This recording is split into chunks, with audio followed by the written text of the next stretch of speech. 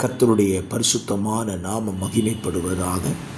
இந்த காலவெளியில் ஒரு நிமிட தேவ செய்திக்கு உங்களை அன்புடன் அழைக்கிறேன். பரலோக ராஜ்யம் யாருக்கு சொந்தமாகும்?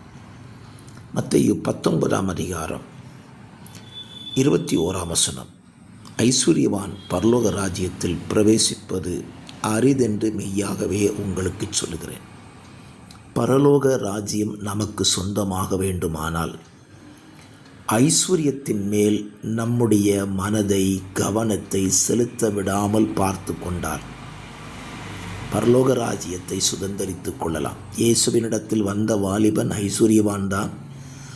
ஆசை பரலோகத்திற்கு போக வேண்டும் என்று இருந்தது.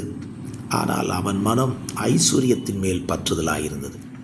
ஆகவே ஐஸ்வர்யம் தேவை, பற்றுதல் வைக்காதிருங்கள். பரலோக ராஜ்யத்தை சுதந்தரித்து கொள்ள ஆசைப்படுங்கள். ஆமென்.